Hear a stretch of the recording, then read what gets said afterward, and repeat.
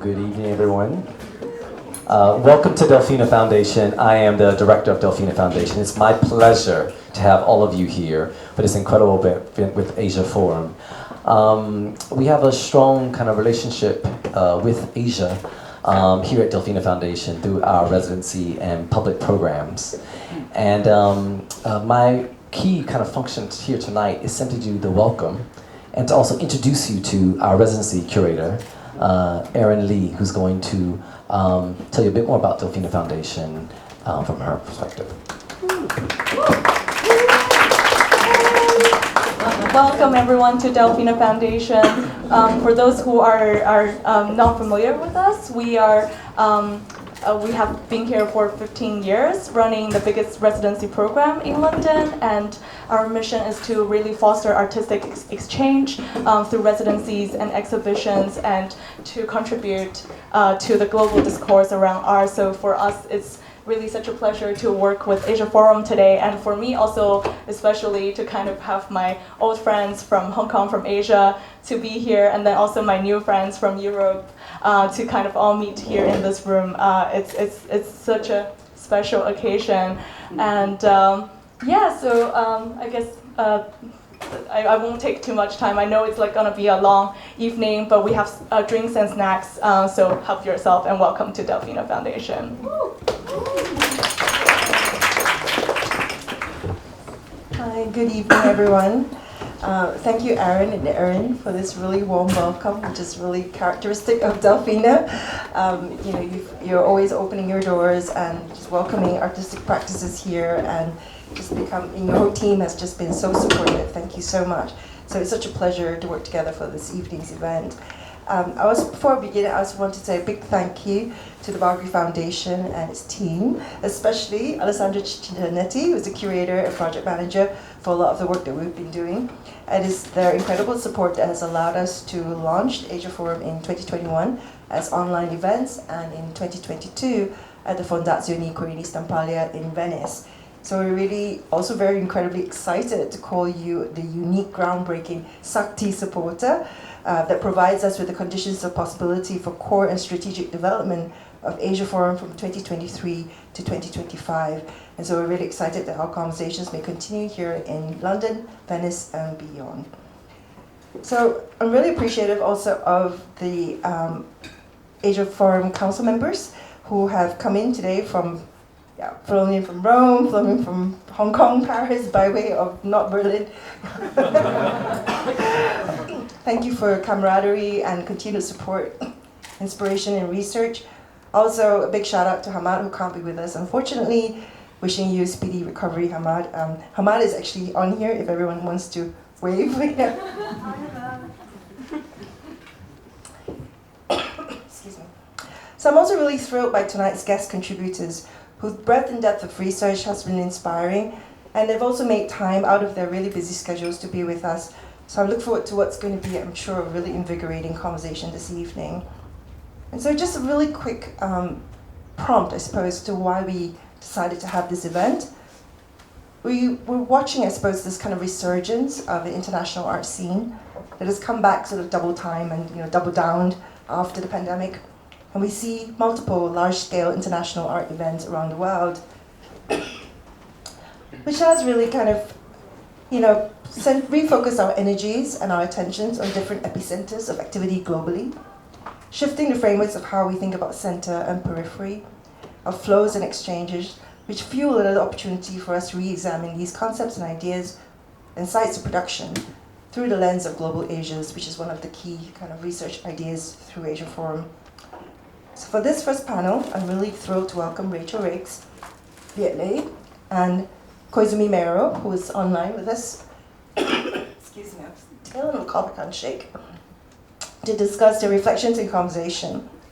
We are already familiar with the failed project and problematic logics of nation, and also the turn to diasporic conceptual frameworks as a form of resistance or a form of expansion in terms of the way we think about relationalities. And so moving beyond a more kind of historical, conventional understanding of what diaspora might be, which has been limited to the research of certain movements, of certain peoples at certain times, usually somewhat siloed, This evening, we have an opportunity to revisit this concept and open it up towards a more expansive but also more complex understanding of what diaspora could be and what it can afford through various artistic sites of production. So, without further ado, I'm going to shorten your bios. I hope that's okay. But also, just a good part, yeah. So Rachael Rakes is a curator, writer, and educator working with a long-time focus on research-based, time-based, and collaborative practices. She's currently the artistic director of the 12th Seoul Mediacity Biennale. Recently, she was the curator of public practice at BAC, based, I can't really pronounce this, but Utrecht 2019 to 2022, and head curator and manager of the curatorial program at the Apple Amsterdam 2017 to 2019. Việt Lê is an academic artist, writer, and curator whose work centers on spiritualities, trauma, representation, and sexualities, with a focus on Southeast Asia and its diasporas. Dr. Lê is the author of Return Engagements, Contemporary Arts, Traumas of Modernity and History in Saigon and Phnom Penh, which is published by Duke University Press 2021. The art book White Gaze, which is a collaboration with Latipa, Smink Smink Books of 2019, which is in the collections of the Guggenheim, Victoria and Albert Museum, SF MoMA, and amongst others. As a 2022 Stanford CCSRE Mellon Arts Fellow, he has also received fellowships from Fulbright Hayes for Vietnam, William Joyner Center, Civitella Ranieri Foundation Italy, Fine Arts Work Center USA, amongst many others. Meiro Koizumi, who is born in Gunma, Japan in 1976, lives and works in Yokohama, Japan. His work explores the relationships between the state, community, and the individual, between the human body and emotions, through experimental videos and performances that interweave reality and fiction. His solo exhibitions include Dreamscape Go Fuck and Mujinto Production 2019. It's kind of unusual to say that in a public event. Right. Battlelands at Perez Art Museum, Miami 2018. Portrait of a Failed Silence, MUAC, Mexico City 2015. Trap Voice with Dream of Silence, Arts Maebashi, Japan 2015, amongst many others. His experimental VR theatre piece, Prometheus Bound, which was premiered at Aichi Triennale in 2019, won the grand prize in the 24th Art Division of the Japan Media Arts Festival. And in 2021, he won the Artist Monday Prize, and his installation works are included in numerous public collections worldwide. So without further ado, I'm just going to hand over Rachael first to respond to this prompt. Thanks so much. Thanks, Annie, Delfina, and Asia Forum, and all of you. Nice cozy evening. I'm in an interesting position to be talking from the point of view of a project that I'm very much in the middle of. I'm sure a lot of you out there as cultural producers and workers know this unique feeling of being aware of all these contingencies and maybes and maybe superstitions. But I'm happy to be talking about the ideas that are percolating and in process. And there's something also unique about the Seoul Mediacity Biennale in its history, in that it's one of the few that at least I'm aware of from working with that's been rather reflective. So not just archival, but kind of always looking back and rethinking about what it's meant in Seoul, what it's meant in terms of how it portrays media and artistic practice, and how each edition or each iteration kind of connect to one another. And so in the past year and a half, this has manifested in a series of programs and small publications, and even a full kind of biennial report, which was really fascinating to read before starting this project. And there I learned that the project started in 1996. It was initially called Seoul in Media, and was set by a group of artists who really wanted to bring media into public space, or media art into public space, so that it was for a chance for people to engage with media art, sort of by not going into a museum. And in that first edition, the artists were able to use every single media board in the country, so within Korea, which counted 14. And so if you think of that today, and just the amount of media boards and the amount of media and digitality and hyperdigitality of Seoul, you think of how much insane change has happened in the last 20 odd years. So I think with what I'm doing now, I'm kind of responding to that somehow in thinking about what what are the needs anymore when we're faced with like all of this kind of like having media, you know, we're surrounded by media, and also allowing ourselves to not have to take this kind of cozy moment of like not separating disciplines in such a way, or what is media and what is art and such. So that's like the preface to the introduction. So part of this kind of pre-biennial thing was a series of talks that we kicked off and performances last December. And for that, I had the chance to kind of set out some ideas that I had for what this next biennial will be, which will open in September. So the initial proposal that I'd made was to discuss various capacities of what I'm calling non-territorial mapping. This understands with it the conditions of diaspora, migration and displacement, attempts at replacement, if that can exist, and extractions not only of people but of all earthly elements. It also recognizes how much the world order infrastructurally operates outside of the very same borders that order had a major part in creating, parceling up, and drawing over. So I wanted to try to see, and I'm still trying to see, what a framing on non-territorial mapping might offer these conditions of displacement and situated solidarities or alliances today. This stems kind of more broadly. Oh wait, is this guy? No. No. Oh, unfreeze. It's fine. Try it.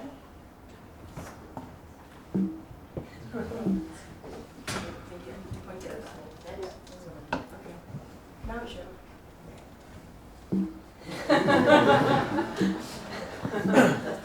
I can just. Oh, strange. Close it up.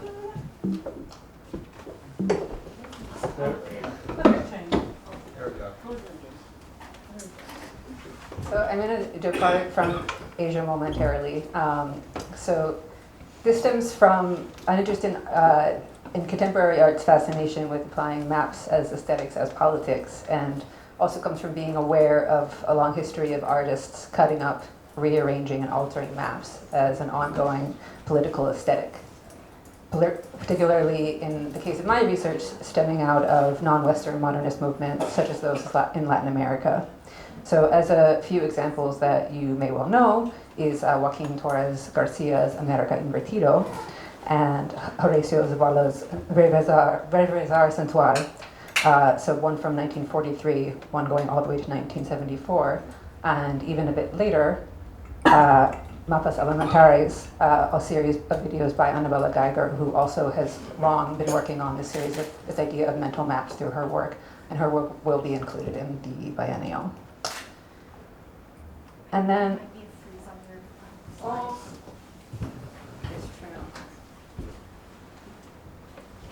that is that. And then.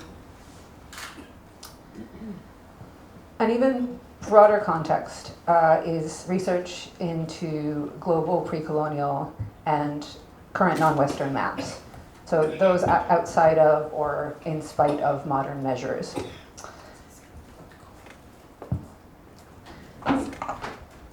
In looking at map after map of this type from around the world, you start noticing similarities in how places rock, how stories are told, and what's included in maps, whether from these past societies like the Joseon Dynasty, the Aztec Empire, some past and in some cases present in Indonesia, the Philippines, First Nations communities, and Aboriginal communities.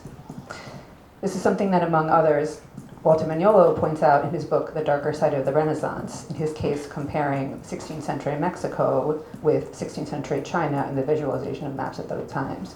So the image from Mexico here is from that book. Well, generally, I guess what I wanted to point out is this like common aesthetic without saying that they are the same.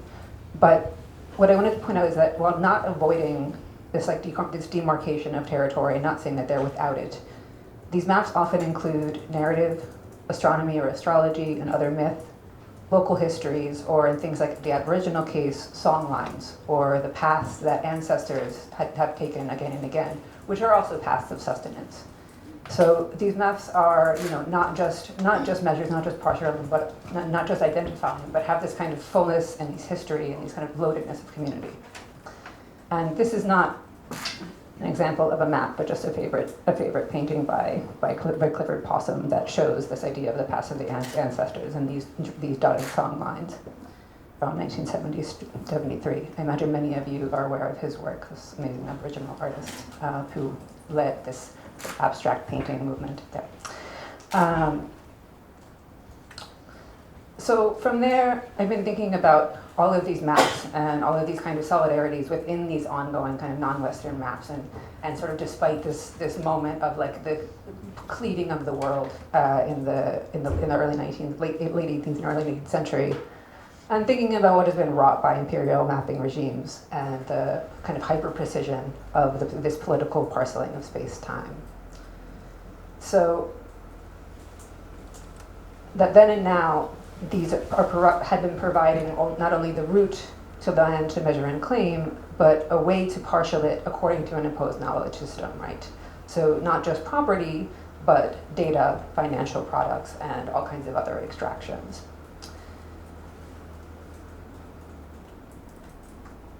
Moving on to how this relates to displacement. In her pre-biennial talk, artist Chan-Suk Choi discusses a liquid state of displacement, what she calls leaking out or seeping out, a condition brought about by immigration and displacement where the body's movement is far ahead of the mind, and sometimes the mind never catches up, even if the body goes back. She discusses the idea of the, quote, cognitive methods and solidarities of those who do not settle down, and captures the passive and subtle vibrations they create. And another artist that we felt critical to include, not only in the pre-biennial, but in the biennial itself, is, of course, Korean-American French artist Teresa Hak Kang-cha, and poet and many other things, whose video works, such as this Mouth-to-Mouth from 1976, turn text and speech into shape and abstractions. They then sort of still leave the words to hang in obscurity. So this, for me, this idea of the body and the mind kind of leaving and coming back and leaving and coming back is this condition of displacement is very much within that, although in a much more, let's say, fragmented way. To say a little more about that work before I close, her enunciation of the alphabet in Mouth-to-Mouth and emphasizes the silence and double binds of migration. Also many other scholars and writers such as Trinity Manha talk about these silences of multiple place associations. The Korean words, mushy articulations, suggest how an adaptation to ways of living and communicating in several social contexts often means to be held back from the catharsis of an instinctive expression, to live with pronounced limits to connection and utterance. And in the present condition, both this very subtle vibration and this confusion of utterance are all part of this displacement, as Chan coins it. And it's something that reaches all parts of the planet. And this is something that, despite the information-giving documents, like the territorial map, conceal the transactions and decisions that consistently determine space with partiality. So I'm not meaning to say this to be another bummer and bring up another problem that we as the art world have to solve, but more to just try to begin to, through this idea of the non-territorial, think about what we're dealing with in maybe some slightly other way, and just try to put these points of living with this multi-diasporic situation, with this co-displacement situation, with this idea of rootedlessness and the solidarities that can come out of that.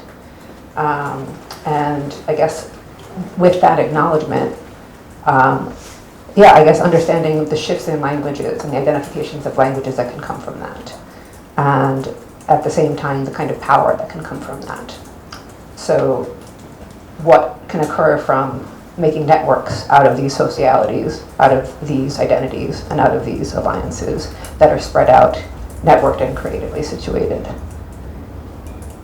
So not indexing to a land or a nation in the same way before, or making that an option, and in creating maybe never sort of previously felt affinities. So to close, thinking visually but beyond the territorial map might allow for some room to think past binary modes of nationalism and primary identifications via not only diasporas or displacements, but the understanding of what's happening underground, above ground, and in the cosmos. Thinking about what seems to be a liminal concealed displacement as a map might lend to some ways to identify these invisibilities. This can apply as much to the reading of ideology in a graph as to the reading of history in forms of media. And that's basically the starting point.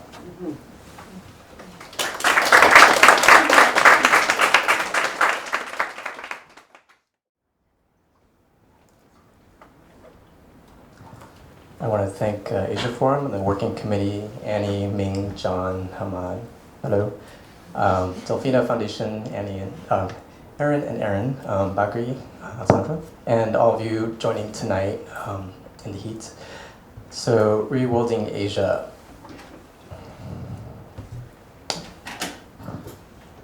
Okay. The title of my talk is from a fragment of a Yeats poem.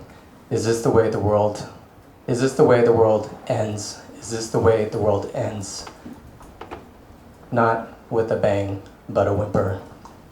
My talk is in two parts: trauma pop, spiritualities, sexualities. 1. Is this the way the world ends? Is this the way the world ends? Is this the way the world ends? The end of the Vietnam War, the American War.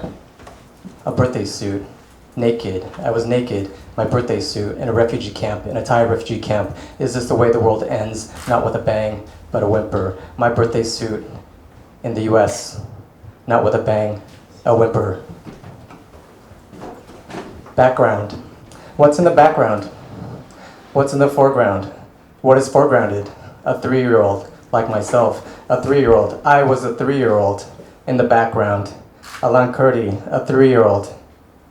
A Syrian boy, drowning in his birthday suit, naked, drowning. What's in the background? What's in the foreground? What is foregrounded? What is in the background? In the foreground, artistic asymmetries, trauma and pop.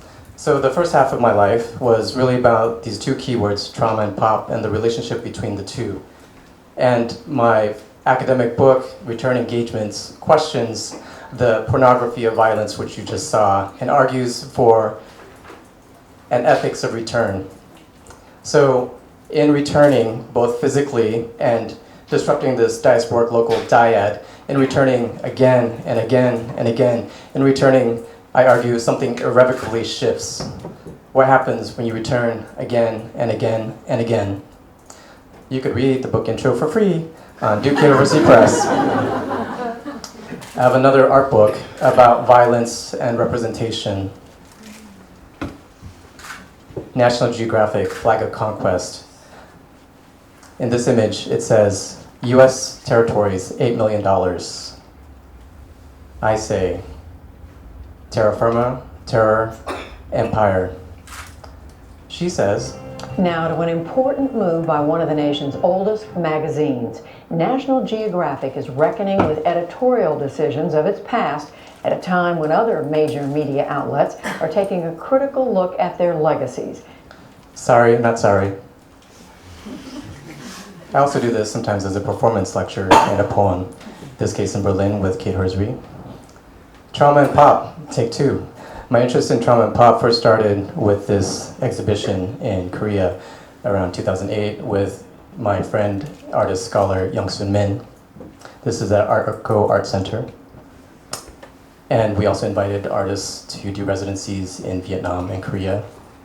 And this is my motorcycle gang, Dinh Q Lê, Hong An Chung, me trying to be butch, hanging out with some pop stars. Trauma and pop.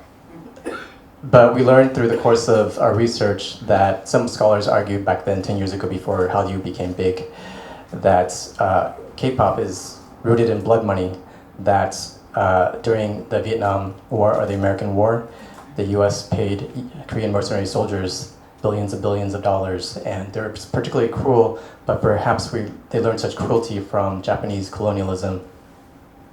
And of course, the money was reinvested in South Korean economics and entertainment. So this was 2008, the fiscal crisis and this soft power, this flower rhetoric and language, this soldier in flowers moving slowly. Another show with another title, fragment from a poem, Yusuf Kominyaка, Love in the Time of War. Annie Jael, who was censored at the Smithsonian. Prisciana Moto, and Another Way of Telling Time through Quechua Nodding. And some other pieces. And so this interest in trauma and pop, I started to make a time-traveling, trilingual, transnational, transgender, love triangle trilogy. That's a lot of alliteration. I'll play you a little bit. Oops. Nope.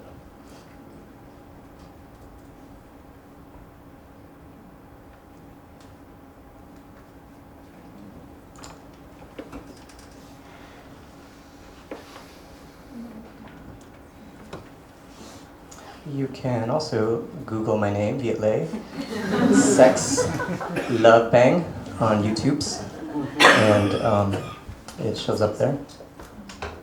It's weird.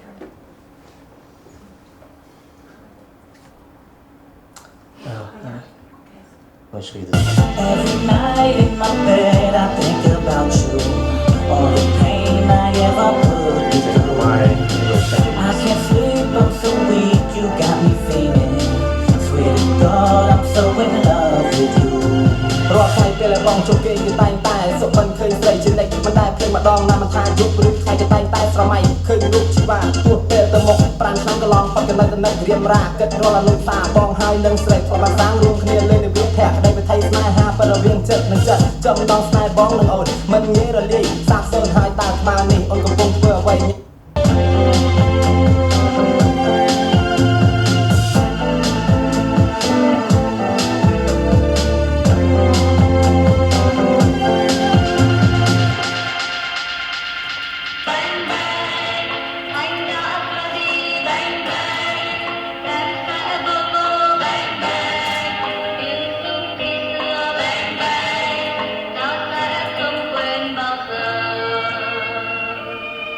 Is this the way the world ends?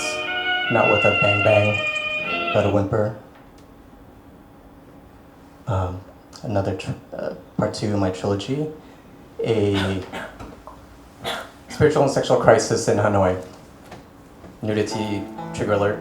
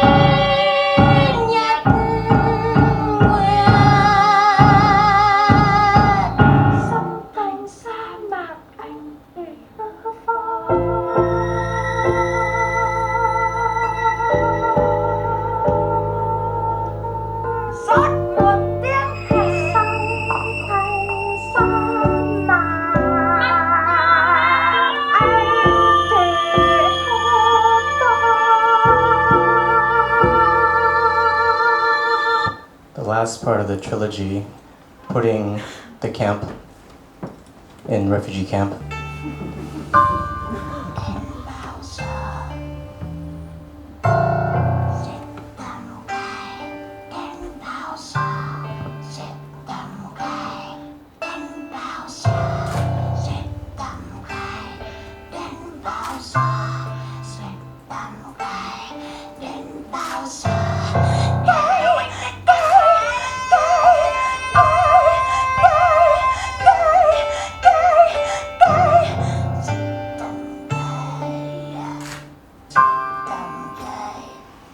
A longer film project. Từng đôi chim tung cánh dịu rít cao, cành đào hoen nắng trăng hoa, chim ca nhớ chim ngân sao, hồn con ngây ngất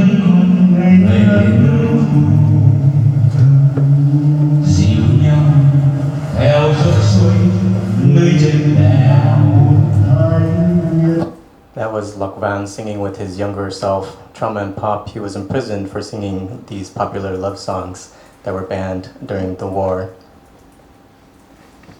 2. Spiritualities and sexualities. Background.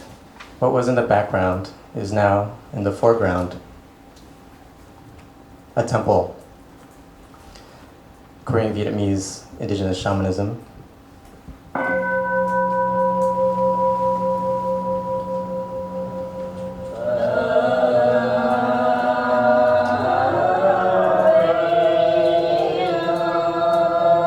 A new religion born in Vietnam has been establishing itself in California since 1975. Caodaism presents an Asian synthesis of world religions, bringing Eastern traditions into dialogue with Western ones.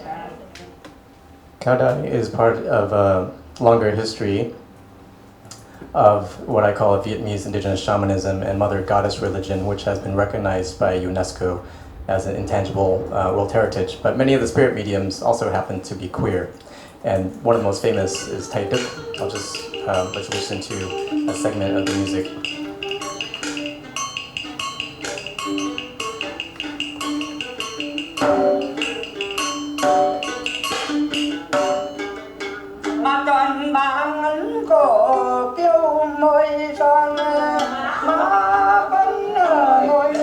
So part of my project, the second half of my life, since I'm having a midlife crisis around spiritualities and sexuality, encompasses a film, but I'm also making these objects and paintings, putting the pain in paintings, bad pun, but they're really actually performance-based objects, so they're ritual objects or power objects, if you will, that bear the traces of this durational performance. This was a recent show at the Headlands, and of course I've interviewed other folks around their expertise, but just in general I'm looking at Asian indigenous shamanism and Black Atlantic religions, and also artists and scholars as visionaries.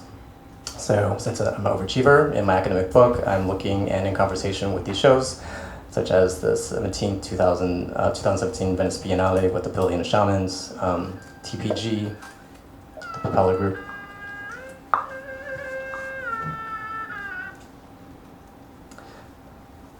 Carlos Villa, a self-proclaimed shaman.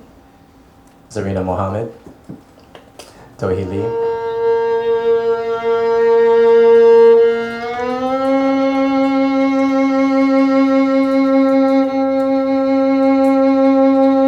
And the last segment, I'm curating a couple of shows which I'll talk into about 2 minutes.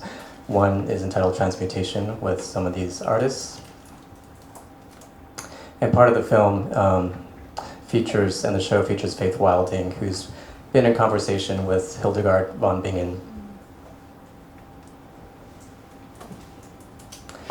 And if you don't know who Hildegard von Bingen is, she's an 11th century mystic revolutionary nun who was talking about the earth and healing way before. I just want to show you this last clip. all these visions, these drawings. Oops. Oh, shit. Sorry about that. She apparently had like raging headaches, just like my mother had. But like this, for example, this is like the world egg or something, Yeah. Isn't that beautiful? I mean, it's also like all of the different, this is just a redrawing of, an illuminated page. So it doesn't have the color, but I've seen this, I've seen these in Nuremberg, and I think they're very, very interesting works that have really inspired me also. Your mother had like these raging migraines, and then she would also see things as well, or? My mother wouldn't talk about things like that. Yeah. But you felt something was in the air. Yeah. Yeah. I don't know, it was weird.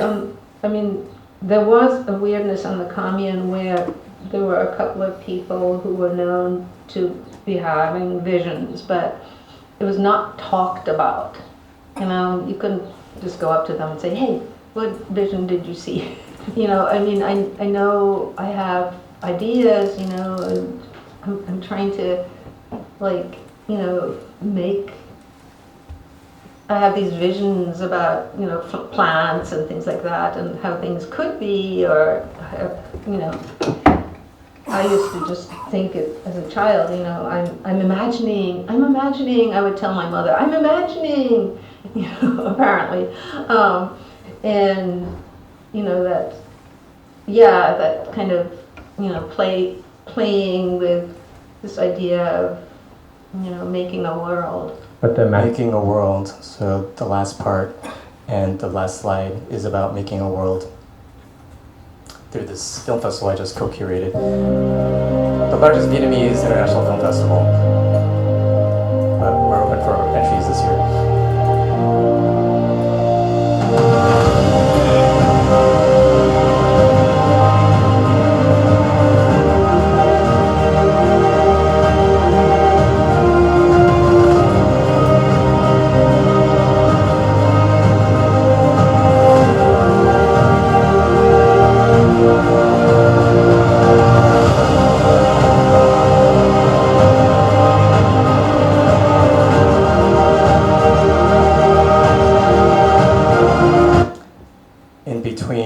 Trauma and pop, spirituality and sexuality. Is this the way the world ends? Is this the way the world ends? Is this the way reworlding ends and begins, not with a bang, but a whimper? Thank you.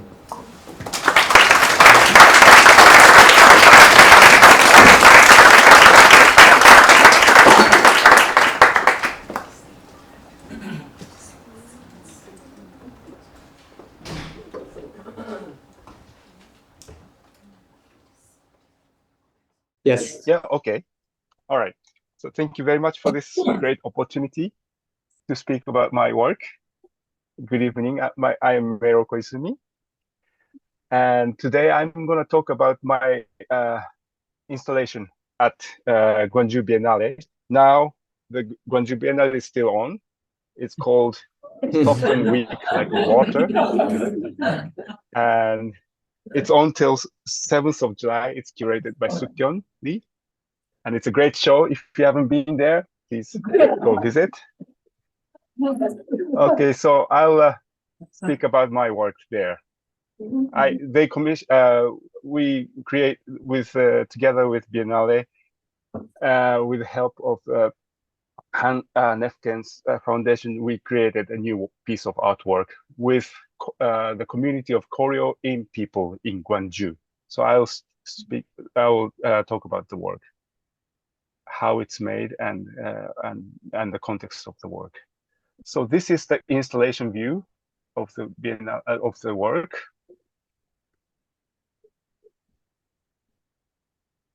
And it's 5-channel video installation, and it doesn't have any sound. But all the 5 projections are overlapped, so that it creates one kind of landscape of of people, of young people doing their performances. Okay, so who are these people? These people are Koryo-in people in Gwangju. And who are the Koryo-in people? They are ethnic Korean people living in former Soviet Union states. So in the mid-19th century, so early 20th century, the people the Korean people moved from this Korean peninsula to south of south of Russia, and they made a small community there.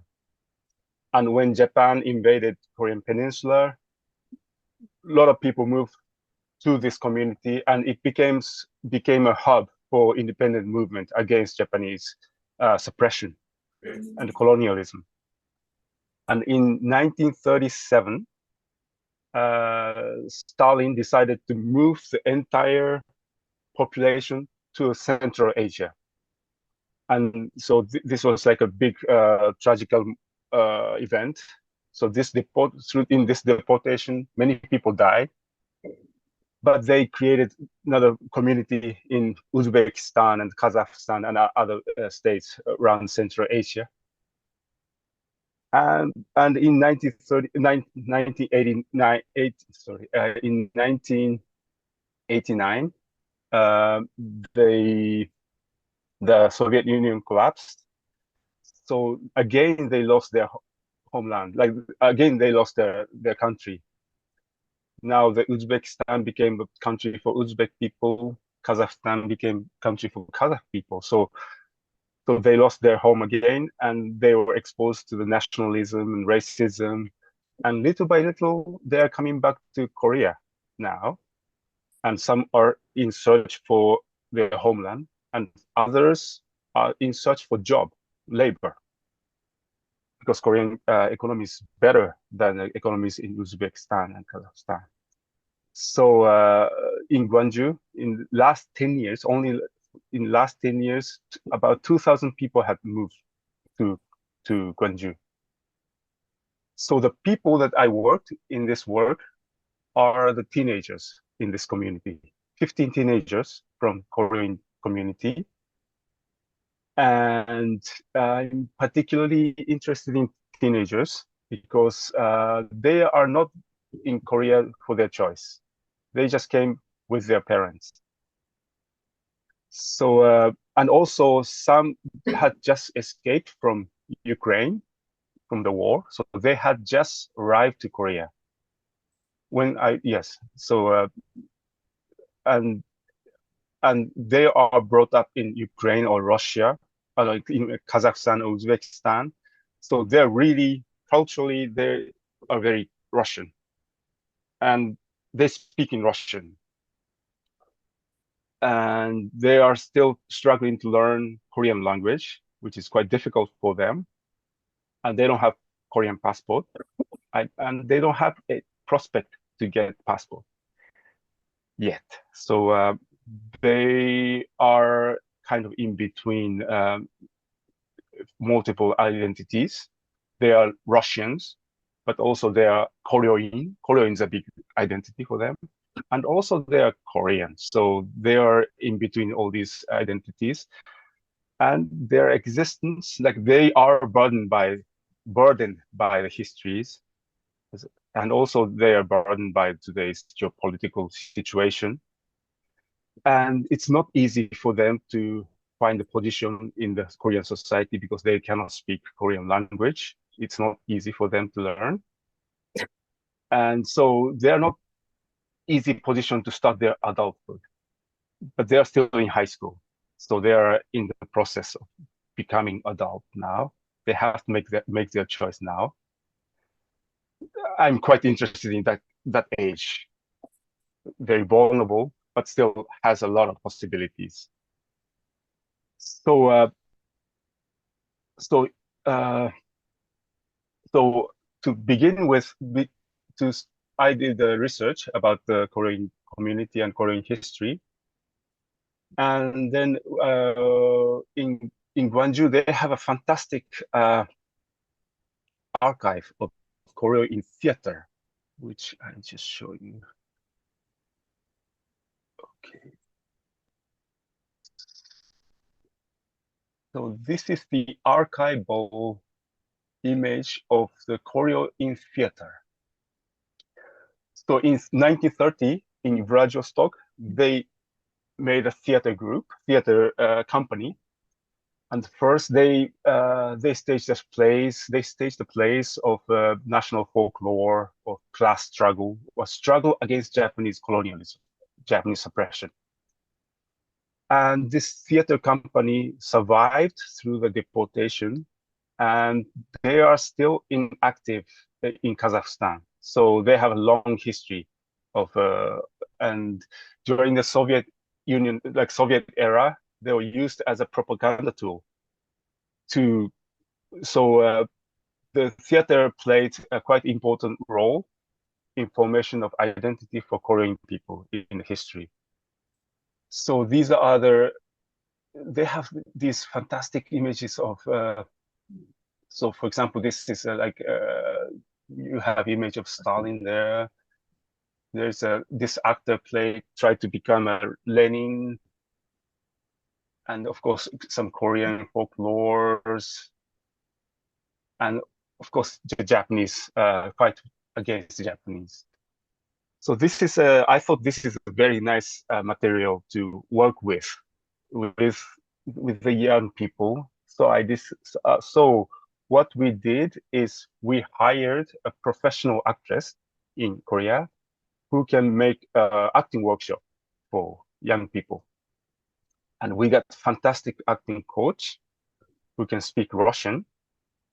So I asked, and she also makes acting workshop for teenagers in a daily basis.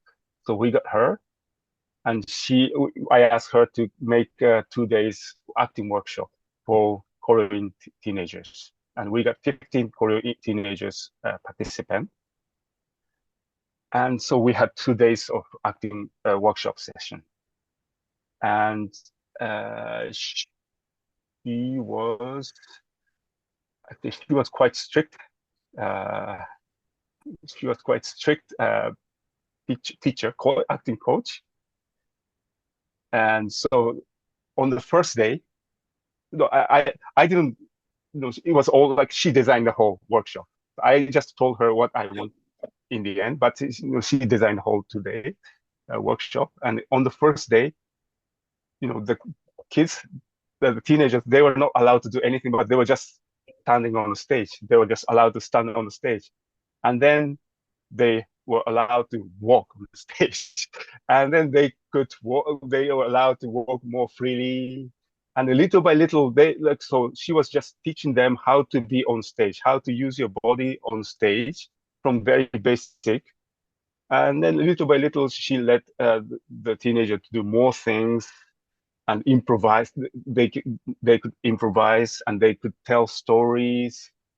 And at one point, they asked the teenagers to act out one by one from their daily life. So the moment they wake up till they fall asleep at night, they had to, one by one, they had to be on stage and they had to play their daily life. So that was kind of like, it was more like a practice, more like a practicing how to use your bodies on stage and how to improvise and how to, say things on the stage. That was the first day.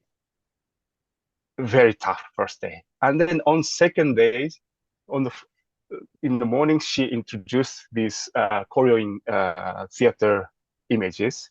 And then they had this session that she encouraged the teenagers to imagine who these characters are, what age they are, what's their name, and what's going on in these scenes. So they had this kind of session of try to imagine what's going on with these images. Then only after the lunch of the second day, she introduced the costume. And it was very interesting that she's an actress, and she said, costumes are something very sacred. So costume only belongs to the stage. So you cannot show, so we were not allowed to show the costumes to the teenager till that moment. And the moment came, and we showed the costume, and teenagers were like very excited, and they wore the costume, and then they kind of reenacted these scenes from the so these scenes they reenacted, and then the acting coach encouraged them to create their own story, like to improvise a new story from these. So that was like the whole 2 days acting workshop, and entire the whole process, whole workshop was filmed with 3 different cameras, and I edited all these 3 all the footage, and I put them together, and then I installed them in the museum in a Biennale. And it's important that to tell you that it's 5-screen video installation, but all 5 videos has different duration. So every time you go into the space, it's different combination of image creates one big landscape of young people. So it's never the same. It's always different image. So it's always the installation is generating new image through the duration of the Biennale. And so so there are a few things that I wanted to do with this project. First, I think it's important that these young people is recognized in a society, in Korean society. As I said, they don't get passport, and their struggle is quite particular, I think. If they are, let's say, 5 years younger, then it's much easier for them to pick up language. But they're old enough to be really to have this Russian identity, but now they're in different contexts. So their struggle is quite particular, and I think it's good that people recognize that such struggle exists in a society, and also they can see themselves through the gaze of the public. That's a good, I think, opportunity for them, that they can feel that they are recognized. So I think that's important. Another important thing, I think, is that this experience of acting. I think I wanted them to have this experience of acting. And I don't think they become actors, and I don't expect them to become actors. But acting can be a tool for life, I think. If you can think of everyday life as a role playing, or if you can recognize the layer of acting in the daily life, then it's a way of seeing yourself from this objective point of view. And when you're facing hardship, it is often very difficult to have this kind of viewpoint, objective viewpoint. So that because you're totally inside of this hardship, inside of struggle. But if once you can have this kind of viewpoint, that from where you can see yourself objectively, then that helps, I think, us to overcome that struggle. And I think acting is also a tool to create role model for your life, for example, or a tool to be in control of your own image and your own behavior. So I think acting can be a good tool. So I think, and for young people, they're quite sensitive age, and you don't know, like small things can influence their life. I know I have a small kid, and small thing can, change their perspective. So I think in educational way, I think it was meaningful to have this acting session, I think. And also lastly, as a piece of artwork, I will share this another image. I think art is one way of breaking the cliche. Yeah,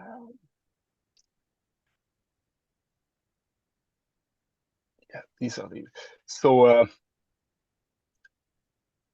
I didn't try to tell their stories with editing or with projections, but it's more like it's a process of letting letting their bodies and letting the context to tell the stories of their own by themselves. So I'm not there to tell their story for them, but it's more like I'm just creating this framework where the image or their bodies, their image or the context to speak about the stories of their own by themselves. So so image that can try to reach the because if I try to tell a story, then it just end up making cliche, which is very much closed, which is very much like coded with meanings, and it's very difficult to break out this cliche.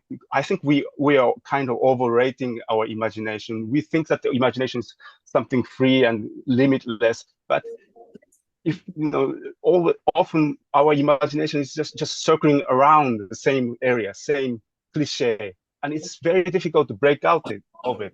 And in order to break out of this, you have to do experiment, and you have to create a framework where the images collide and creates a new kind of image which is open to the meanings, new kind of meanings, or new kind of interpretations. It's a bit like surrealism, I think.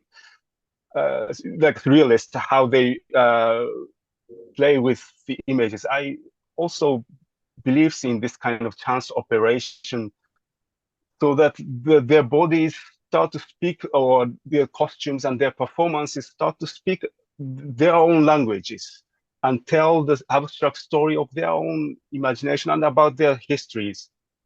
And I think this is a kind of possibility that I'm looking for in my work, and also in art, because our world is so much, not our world, but we tend to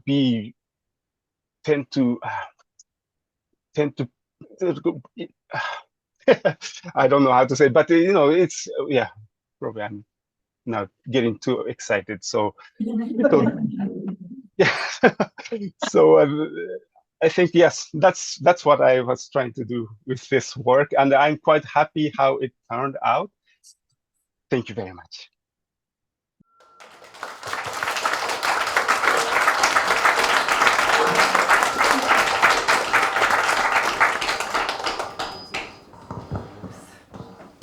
Thank you so much, Meiro, and just stay online with us for a bit. So thank you so much also Rachel and Viet, I think, for two really, like what has turned out to be three really rich presentations with very different practices, very different perspectives. And I just wanted to pick out a few lines that really resonated with me throughout the three presentations. Firstly, I think, the struggle against the fixity of narratives of national and cultural identity. And then somewhere along the lines, there's a sort of notion of diasporas, whether it's the impossibility of return or the excessive attempts of returns. And somewhere between that, there is this notion of the liquid states of displacement, like leaking out, seeping out, trying to find ways in between sexuality, in between spirituality, trauma and pop, and reenactment and enunciation. And somewhere amidst that repetition and reenactment, to find some space to open up some sort of new configuration. It makes me cast my mind, of course, back to Irigare and the idea of, repetition and access that she used to talk about drag, and how that kind of opens up when you reinterpret something again and again. It opens up a new space. So in some interesting way here, we're thinking about diaspora as a well-trodden territory that, if it's remarked and remarked, could possibly open up another configuration. But I also really like what you said, Rachel, that is sort of beyond the territorial map as we know it, because the histories of cartography that exist, why are maps made, which is so much about annexing of land and resources, but really these maps do not tell us about the aboves and the belows, and these other lesser seen cosmologies. So somewhere there, I think there's some space that we're trying to articulate, and maybe language is not quite with us yet. And at the same time, I want to also acknowledge that we're still operating in an industry where the framework of nation is still very much the engine for funding as well. So which also in a way shapes questions of representation and display. So I wonder, maybe as the audience, as you're gathering your thoughts, whether you have any questions that you would like to jump out at. If not, maybe we'd like our speakers to first respond if they want to, and then if someone from the audience has a question as well.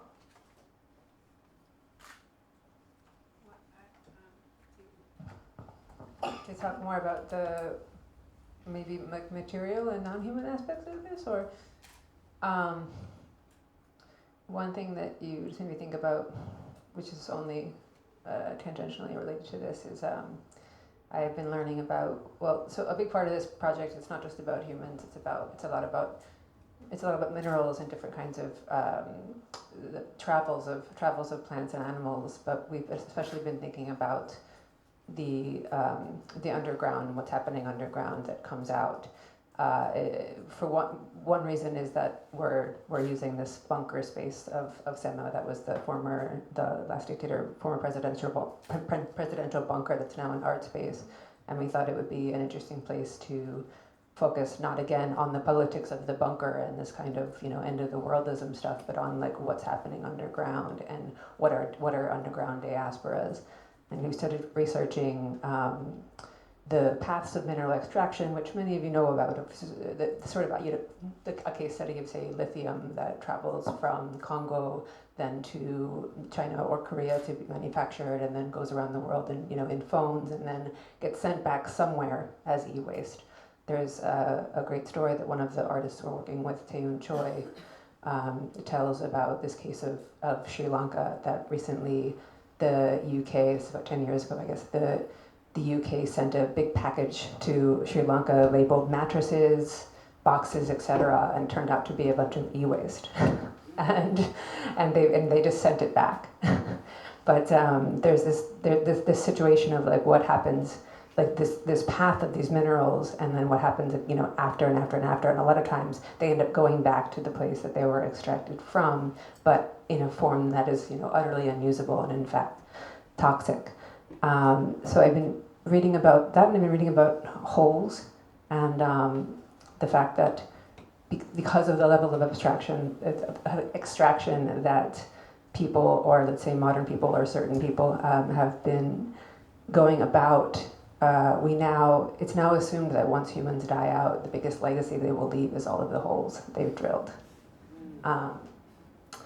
So I don't know. I'm thinking about these irreplaceable displacements in that way too, and and it's sort of inevitable to think about like not just humans as perpetrators of that, but like as kind of fellow travelers with that.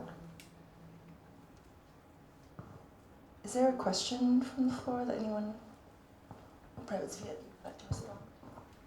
I set up this false binary between the bang and the whimper and trauma and pop and spirituality and sexuality because it's very much a Cartesian framework to have these dyads, right? So with the whimper, I really mean this queer feminist shadow, politics of quietude, of grief, of vulnerability, of community that is not about this big bang of protest and about these longer timelines and not this teleological, linear progress that's quite actually cyclical. And I'm really actually advocating for a paradigm shift, and what we think of as, let's say, an illness or as a pathology is actually possibly, and I believe, an empowerment. When we went through COVID, I had friends die, many things, but it was also a moment of quietude and a radical paradigm shift. Because certain things, right, in that poem, things cannot sustain. So how can we sustain ourselves through both physical nurturance, but also metaphysical, and to think about illness as an opening, and also that the last part of my life is asking this: what is the relationship between spirituality and sexuality, right? And of course, the spirit and sexuality is coeval. It is through sexuality that you engage a kind of embodiment and kind of convening, right? That the divine is within you, not necessarily without. So I'm just really parsing out these questions. So if you all have wisdom, please share. Sharing is caring.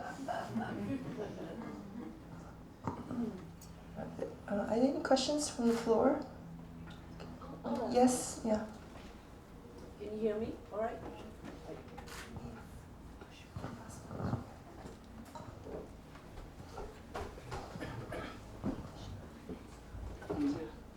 I'll just stand up for a minute. Thank you for doing this. So the topic of this session today is about reworlding Asia. And I wanted to ask it in the context of this other big discourse that seems to be very popular today, which is decolonizing. So do you think that in this reworlding that we're going through now, does it look like Asia's kind of coming out on its own, shaking off a little bit of some of the frameworks and the discourses before? And so we have kind of, are we starting to decolonize things a little bit so that it looks like reworlding to me just means there's a new world, right? So, I mean, so can you answer that maybe in that regard? Is your work about a new world, and does this world look like it's a decolonized world? Or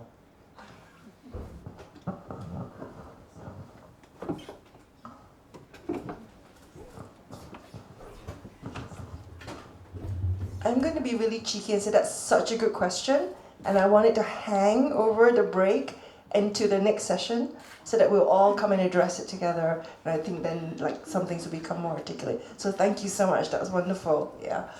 And I think, because of time, I'm just going to call us to a comfort break now.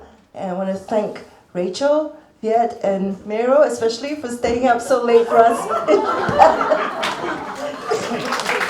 Thank you. So we'll see you very shortly back here. Delfina Foundation for hosting and for co-sponsoring this event. It's very exciting for you to be here. Thank you also to the Goryeo Foundation, our Sakti sponsors, and to Asia Forum, all of us for being here. To you for joining us this evening, and also for abandoning the beautiful weather outside and the conversations to come and continue this evening's programming.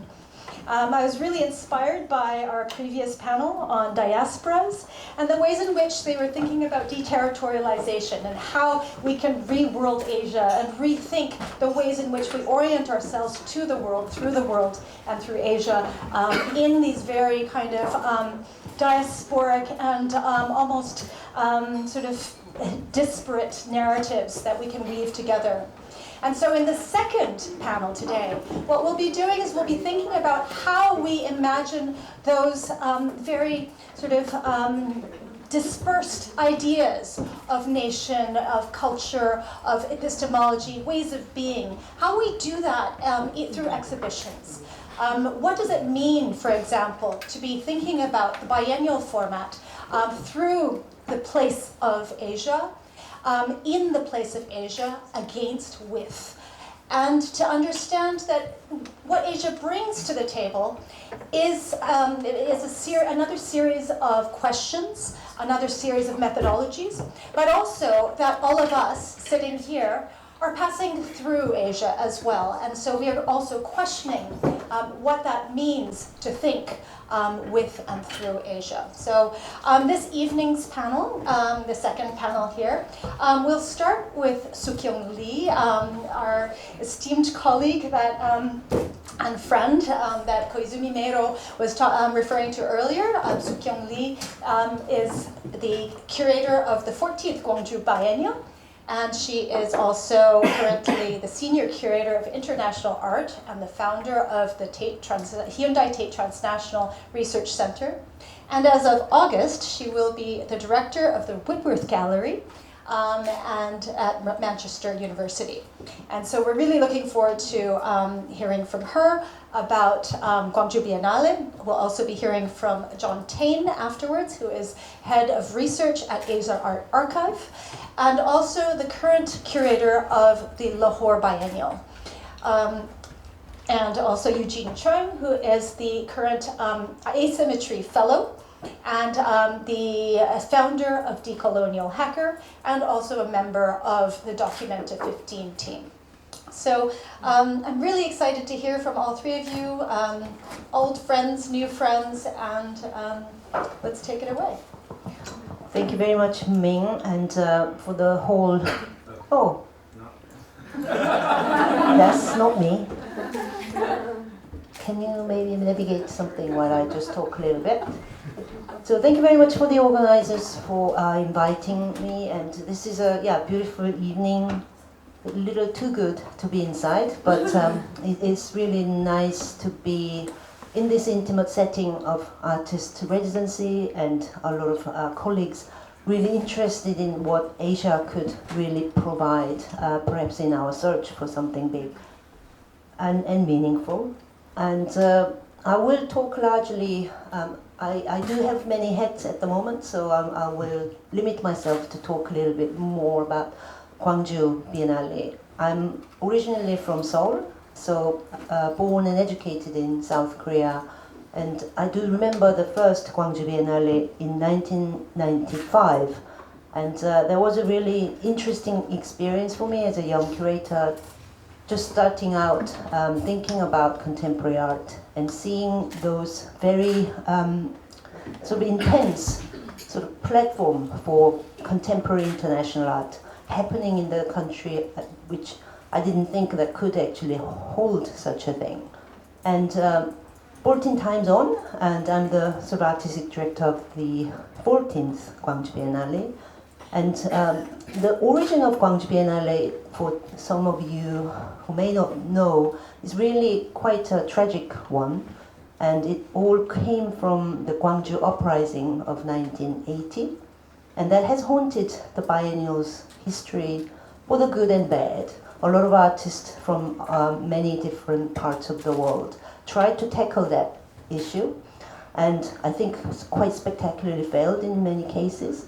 And I was really thinking, how do I really respect that history of the place and the origin of the Biennale, but also looking at the sort of resonances rather than the specific event itself, and how sort of historic links also, because it's been already many decades, and a lot of people, I mean, for a lot of people in Gwangju, it's a living memory, but it's a bit fading one too. And I've heard from many different people very differing views about the uprising as well, and they want to forget. They don't want to talk about it anymore, and they do think there's a sort of sense of fatigue in thinking about that now. So I wanted to really say it's still important, but also it can be a model or hope for some people who are still or at the moment going through that sort of repression. So everything was about resistance and how to have the hope in solidarity from different contexts, different time, different places, but linking them as a sort of a sense for the hope and the kind of different perspective to see these things. So I will probably end up only talking about the title, because Meiro was only one artist out of 79 and he took all the time. I started with a sort of a quote from Lao Tzu's Tao Te Ching, and that's one of the sort of classical texts I grew up with. I didn't know what it was. I knew a lot of clauses from it though. I didn't really properly read until I was a teenager, but I heard many things, including this title, soft and weak like water, and things like water is the best of all. And it's not really about the water. A lot of people thought it was maybe about the environmental sense of water, or that sort of flexible and kind of all-encompassing kind of nature of water. But it's actually about the power, about soft things overcoming hard and strong things. And that's quite sort of familiar idea for people growing up in a place like Seoul. Because you get told when you are very sort of headstrong or too sort of advanced in something, you get told by your grandparents normally, rather than parents, to calm down and be soft and be subtle to really achieve something you want. And that type of sort of paradox, and sort of the ask to be modest and not too aggressive, I think that really stayed with me. And I was always thinking, what really defines me as a person with lived experience? Artists talk a lot about their lived experience and really come very direct about those things and making their works more authentic and sort of more genuine. Then, can curator do that? Yeah, but as a Tate curator, maybe not so much. It's not a bad thing. We have a different audience. So I always think about the British audience, who are the majority of our audience, but also international visitors who may not know much about contemporary art.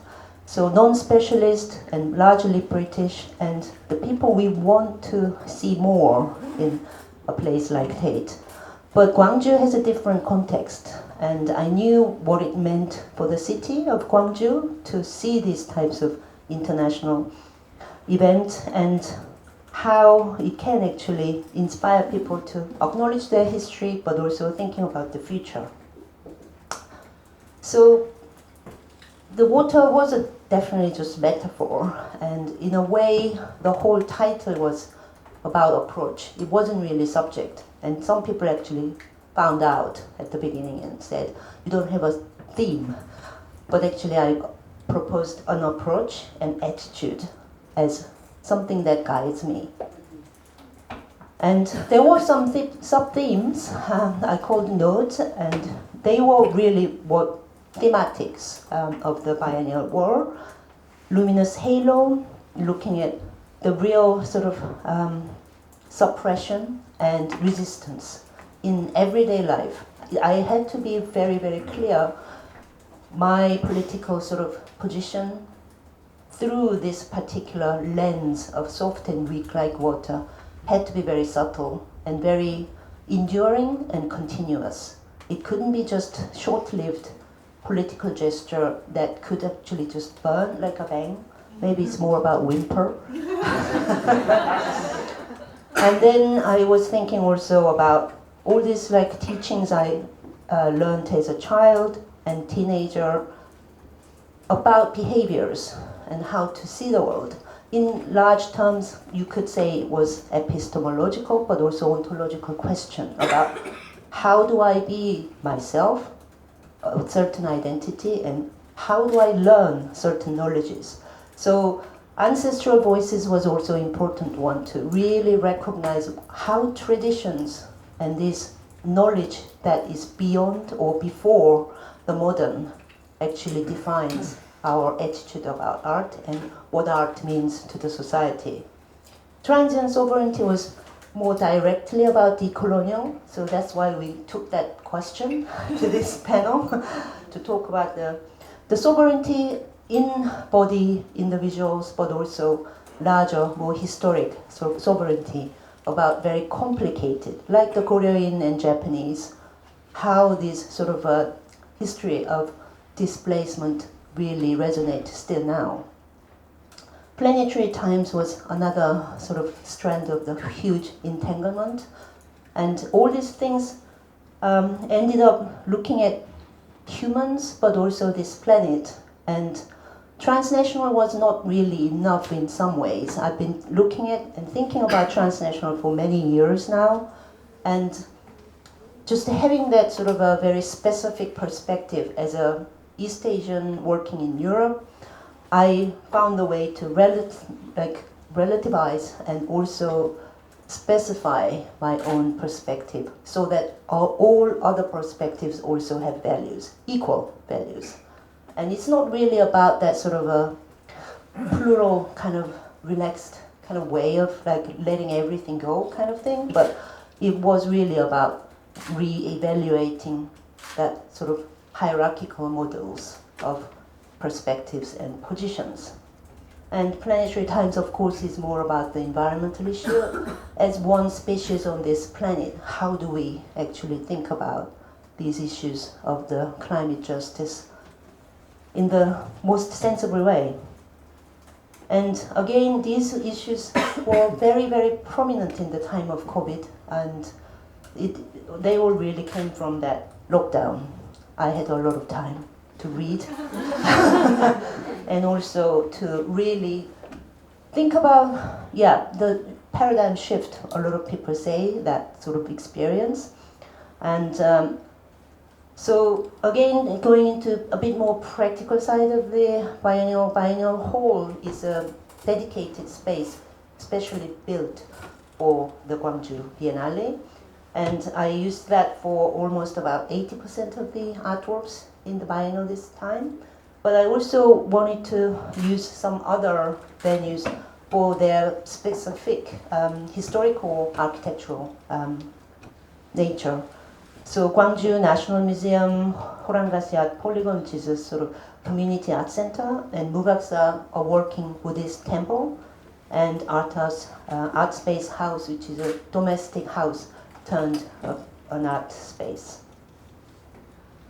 So I used the Biennale Hall as more of a special kind of narrative and journey. I wanted it to be very much of an experience you can actually do, like reading a book or looking at a movie or something that has beginning and end. And the first was Encounter, and I used the whole gallery space, which was about 1,000 square meter, with just one artist's work, two works by one artist. Bulabezwe Siwani from Cape Town and Amsterdam. And I wanted to really create a space which is transitional, but also quite decidedly different from the world outside where we live. And I wanted to really set people's mind into something that was slightly different from what we just experienced outside. And the kind of sense of dark forest with certain light going through the leaves, and these things were created by Bulabezwe, and showing that connection with black female bodies, with the land and sea. And that was just beautiful beginning of that in-between space between the real and the spiritual. Luminous Halo had a lot of artists, so other four themes became sort of four equal parts. I did it like a Tate Turner Prize style. Each artist had similar spaces. So they all said, like, oh, I have a slightly smaller space than some others, but well, that happens. But I did have a principle of giving everyone similar space or prominence in locations, let's say. And a lot of artists did come for the research trip, because it was, and each trip was actually with different COVID rules, so it was still affected by the restrictions, but also that gratitude about being there and really learning about the place. The first thing I told all these artists was really not to make anything about Gwangju, unless you really have to. And a lot of them did actually in the end. So as you saw, Meiro did one about Korean community. Alisa Nisenbaum did one about this very dissident theater group, which was telling the stories of Gwangju uprising when it wasn't allowed or recognized as historic fact.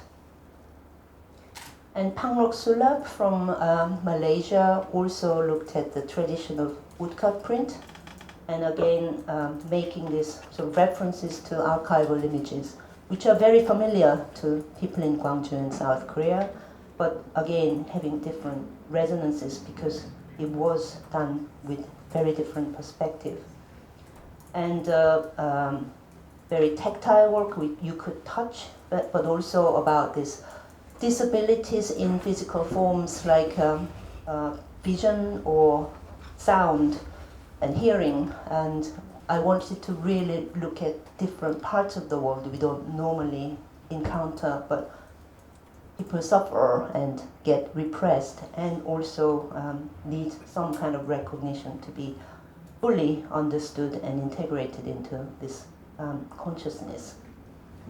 Ancestral Voices had a lot of indigenous artists from different parts of the world. I have been researching this for, again, many years for Tate, and starting with the acquisition of Australian art, the first thing I realized was there wasn't really interesting art in Australia except for these things. Maybe it's a bit harsh, but most interesting, let's say, most interesting. And Emily Kamekunwarare, and also artists from Mexico City, like Noe Martinez, and Patty Moffler from more like south side of Australia. Well, it's 300 countries, and yeah, it's just very understandably rich history. And Chai Zawei's works looking at Buddhism and also Sufism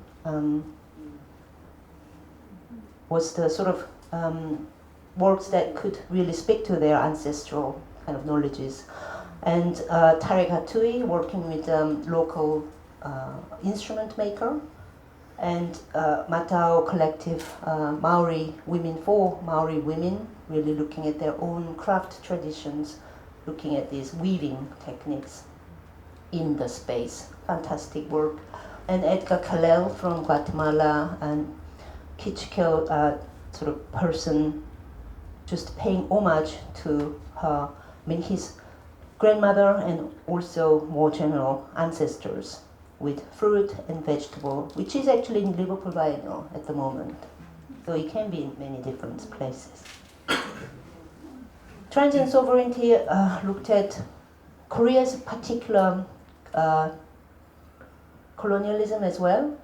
So the Japanese colonialism, which we know very well, but not many people outside of Asia really understand. And Meiro, again, coming from Japan with very different perspective, and critical as anyone, but also with that sort of a very particular position. And Seokun Oh, looking at these what's called enemy houses, and the houses, the architecture that was left by Japanese citizens when they fled the country in 1945, of course.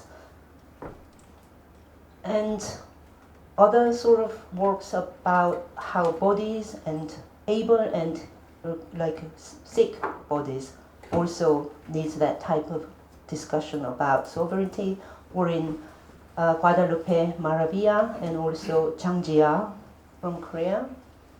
And the last part, Planetary Times, looked at, again, different understandings of the nature.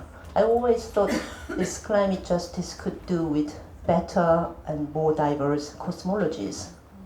How do we understand the nature? It seems very different in different places. Aboriginal ideas, but also Latin American ideas, Asian, East Asian ideas. How we look at nature really determines how we actually try to conserve it and live with it. And a lot of artists from like Taiwan and also London and Hackney, like Tess Jarrett. But I wanted to really show these different times and also the places. And Gwangju National Museum was looking at more museology, because that's where museum objects are shown, but also their very particular ceramic collection. So artists like Candice Lin made huge ongi with Korean masters, and these different ways of understanding mass-produced ceramic has some kind of technology of the time, which is a bit like lithium battery factories of now. So she made quite strange and a bit weird kind of installation, looking at both materials as different technologies of the times. And also Yuki Kiara's kimono, looking at Samoan landscape, addressing both of her heritage. And Horangashi Art Polygon, I wanted to put all the sort of works about planetary times because it's glass pavilion and very much about within nature. So Vivian Suter and one of the pioneers of Korean environmental artists, Jung Jae-chul, and also Yuko Mori and Anne Ducky Jordan looking at things beyond humans and other than human. Mugaksa, the working Buddhist temple, had a lot of works about meditation and cyclical nature of life and death. And Yu Jianhua from Shanghai, and also Huang Dodin from Paris, but originally from Vietnam, looking at how they sort of see the landscape covered in snow, in Huang Dodin's case, and then the perfect mirror that really talks about the Zen idea of self and the world. And also Angelica Serre, a neighbor of Edgar Calel in Guatemala, looking at her own heritage of weaving and textile. And the last venue was the Art Space House, and I wanted to show Nahim Moaiman's most lyrical and most domestic work that was premiered in Yokohama Triennale, but never been really shown much otherwise. So about a couple in empty, derelict hospital in Calcutta and thinking about splitting up, but she's dying, so they are kind of holding on to it. So 79 artists talking about their work. I wanted them to be very authentic about their own stories. That's the only way I thought could really speak to the world. And people with very different life, understanding, knowledge, culture, and whatever the perspective that could be. So small stories really telling authentically about their experiences, like what I was trying to do with the curating as a method, and that was really how I wanted it to be, and I think that was understood, and a lot of people seem to actually really sort of get the idea of that power that is subtle and soft, but still transformative and fundamentally strongest. Thank you.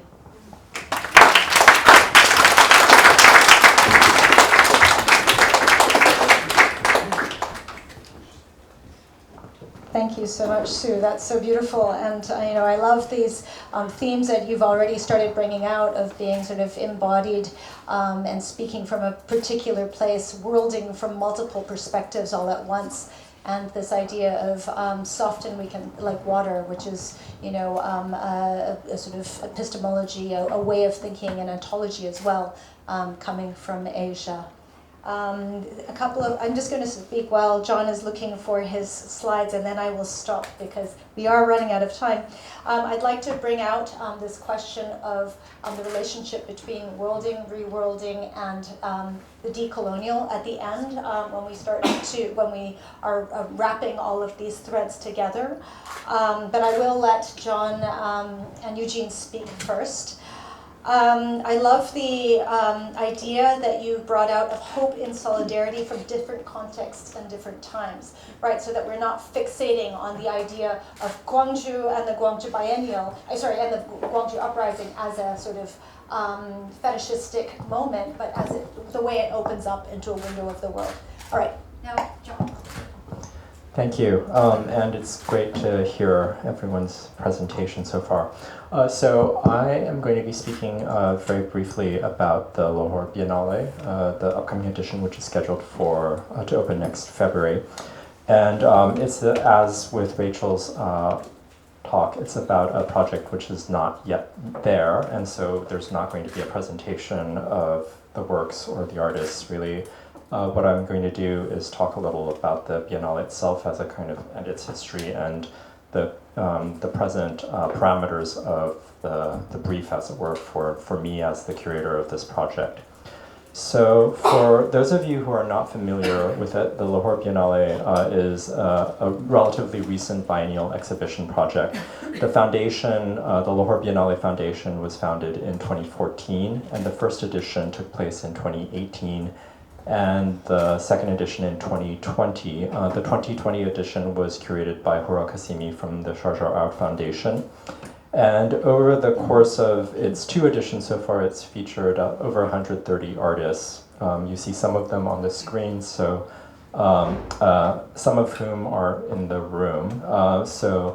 John Akamfra, Naiza Khan, Pak Hawantine Painting Club, Shazia Sikander, Salman Tour, and Adrian Villar Rojas from left to right and top to bottom.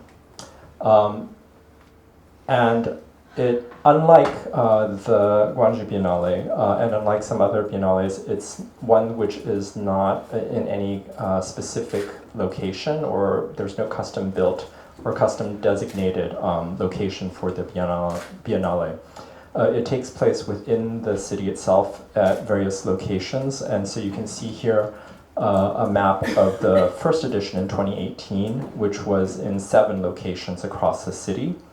And the present edition is looking at somewhere maybe around 10 locations in different hubs and sites. And that presents a different kind of way of thinking curatorially. I think this is one of the things that I think has been very interesting for me, because with the exhibitions I've worked on in the past, it's been very much in a white cube or kind of a box setting, and then to think about how works are in dialogue, not necessarily with each other in a gallery space, but or in a kind of chapter setting, right, as Sue was talking about with Gwangju, but really how it's in conversation with particular spaces that have particular histories. And so that's kind of one of the really unique particularities of the Lahore Biennale, is this kind of sense of rootedness in the city itself.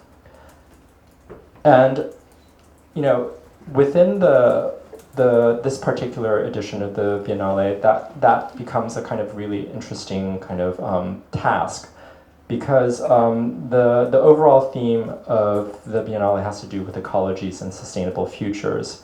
And this is something I think that probably most of you can understand, given Pakistan's presence in the news last year with the floods. But maybe less well known is Lahore's status, for instance, as the most air polluted city in the world. As you can see in this list, most of the cities are in Asia, as it were. And so working with the city isn't just about working with these sites, but also working with this particular situation and other situations, and thinking about how not just climate crisis is affecting Pakistan, but also how very particular situations of growth, because Lahore itself as a city currently is about 12 million people. By 2050, it's estimated to double in size, and Pakistan is at about 250 million people, and it's going to increase by at least 100 million people.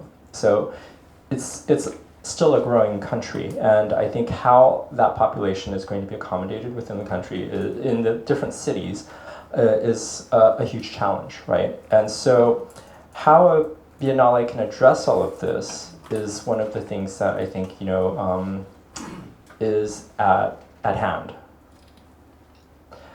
And this is where I think thinking about the sites of the Biennale itself becomes not just a kind of a backdrop, but itself a kind of a resource for curatorial and artistic thinking, because the sites themselves, of course, are impressive. This is Bradlaugh Hall, which is a colonial period building, but one which was the site of multiple efforts at the beginning, conversations about a post-colonial future for Pakistan, right, and thinking about Pakistan as a nation state.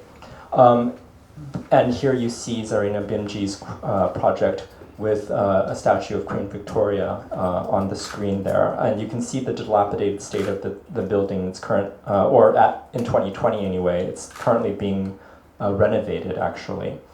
And so these buildings, these sites carry histories within them and with them. Similarly, Tollington Market, which was a market space that was built in the 19th century to accommodate the production of goods. And here, Slavs and Tartars has a project, that installation also from the 2020 edition. And one of the things that I think the different sites can conjure is the legacy of that colonial history that Tollington Market, Bradlaugh Hall evoke.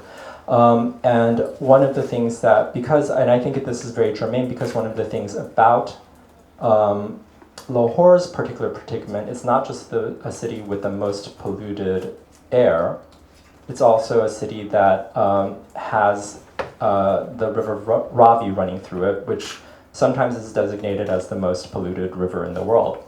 And that status is not just simply because of industrialization or general mismanagement of resources, but also because of what happened during the partition, whereby the water that went to India and Pakistan was literally divided, and certain rivers went to certain places were the right of India or Pakistan. And the Ravi happens to be downstream from India's, the dams that India has built, and which basically has constricted the river Ravi, which means that it's, this is a river that normally should be at least the kind of the strength of the Colorado River, a kind of fairly major river in the United States, but which now is at points barely trickles in certain places. And because of the low flow of the river concentrates the pollution, and also because the water doesn't move necessarily as fast, it also means that the water table is not replenished because the water level is very low. And so all of this is part of that colonial legacy, in a region of Pakistan, Punjab, which is the most irrigated in the world, which normally is also the breadbasket of the region, of the country. And so thinking about these histories and legacies is, I think, part of thinking about the present of climate crisis, of environmental issues, And so this is where I think the pre-colonial buildings also kind of enter into play. And so I showed you earlier some of the sites that date from the colonial period, but Lahore is itself a city that has thousands of years of history, and with many sites dating to the Mughal period from the 16th, 17th, and 18th century. And they include sites like the Lahore Fort, you see on the right, the Summer Palace, which is actually part of the fort itself, and dating from the 17th century. And I think, the 2020 edition of the Biennale, which I was fortunately able to visit, definitely featured the fort itself as heritage, as architectural heritage. And it was amazing and interesting, both from a curatorial perspective and artistic perspective, to be able to cite works within and in conversation and dialogue with the architecture of the fort itself. And you can see here other works by Asad Raza and Elizabeth and Iftikhar Dadi and Imran Qureshi from the 2018 edition. And the rooms are kind of cavernous, and they have this beautiful grandeur of basically centuries ago, But one of the things that also we can think about is not just the aesthetics of the building, but also the technology or the techniques of the building. And by this I mean, for instance, the rooms that you see this in are permanently insulated, and permanently cool or warm, depending on what time of year we're talking about.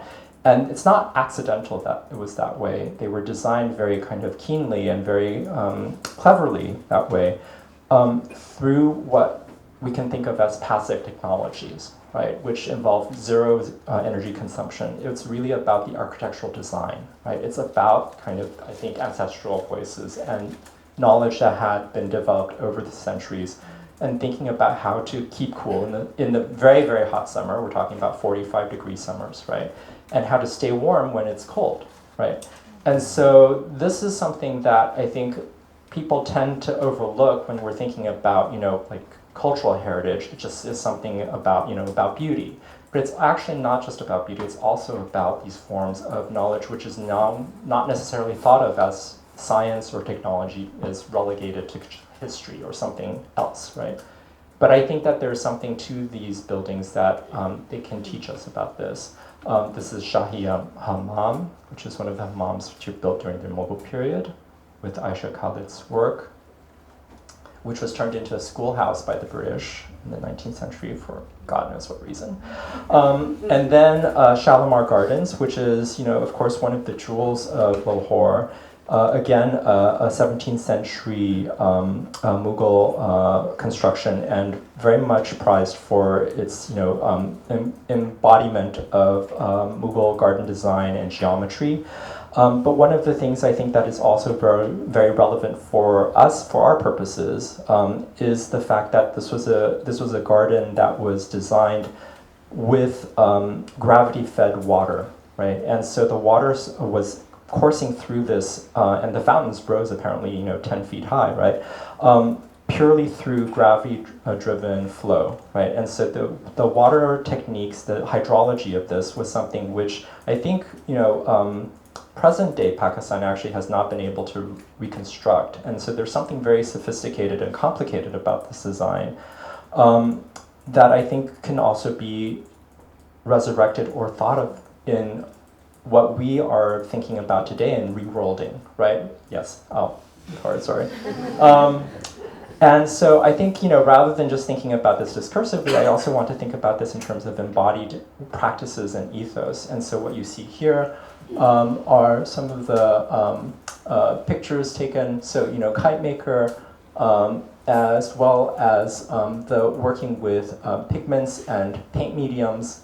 And the way that, these older practices, I think, are about understanding the elements and understanding the material world that we live in a way which is about having a closer knowledge of that. And I think that, that's something that can help us in terms of thinking about the future.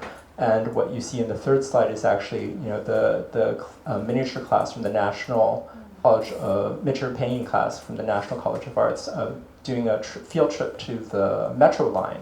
And so it's not just about the past, but also how the past can kind of help feed our thinking about the future. So that's it.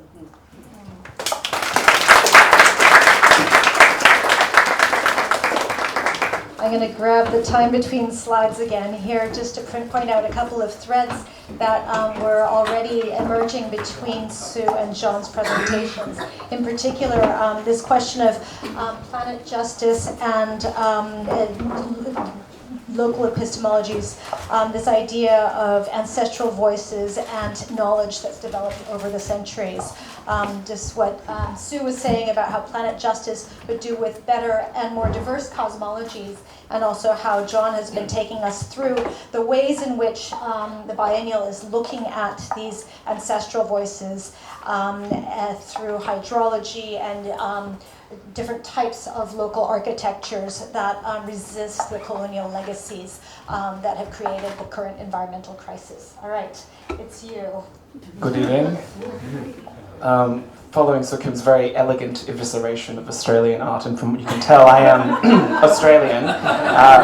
Fear not, I am not an Australian artist, so I'll make this relatively painless. So my name is Eugene Yunnan Chung. I'm the founding editor of an online publication called Decolonial Hacker, which functions through a web browser extension, a plugin, an add-on. There's many names for it, but it's made for Google Chrome and Firefox. And essentially what happens is when you have the extension downloaded and you go on to, say, the Barbican's website or MoMA's website, a piece of criticism will replace the homepage.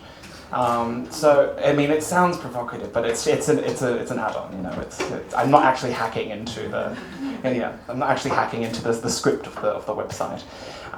It was conceived as a way to think about how we can integrate critique into everyday uses of the internet. This is something that came out of an IBEAM call-out, IBEAM being an institution in New York that works with art and technology, and they were giving out these grants to imagine, what this kind of digital infrastructure could look like.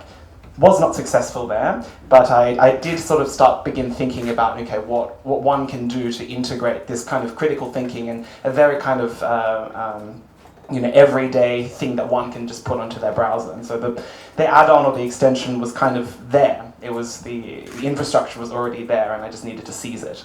It's a project that I do with two other people, Joan Shin, who is a graphic designer who does all the front-end design, and Caspian Baska, who codes the extension. I'm sadly not able to do all of that, so they're amazing, and they've been helping me with this for the last 2.5 years.